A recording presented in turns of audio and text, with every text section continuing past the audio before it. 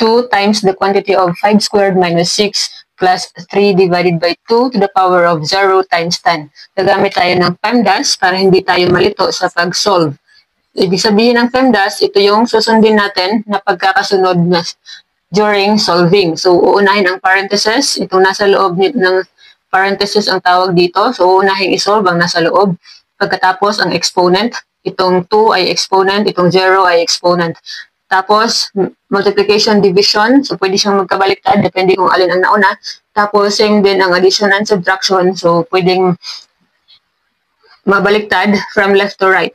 So, 2 times, uunahin muna ang parentheses. 5 to the power of 2 or 5 squared, that is 25. 5 times 5 ang ibig sabihin yan. Minus 6 plus 3 divided by, so itong exponent, pwede mo na siyang isolve dahil hindi naman siya makaka-apekto sa iba. So, 2 to the power of 0, kung 0 ang exponent, always remember that is always equivalent to 1. Kahit ano pa yung base, kahit 3 to the power of 0 pa yan, basta 0 ang exponent, 1 palagi ang value times 10. So, 2 times 25 minus 6. So, bakit natin sinosolve din ang exponent dito? Kasi hindi natin masosolve ang nasa loob ng parentheses kung hindi natin muna isosolve ang exponent.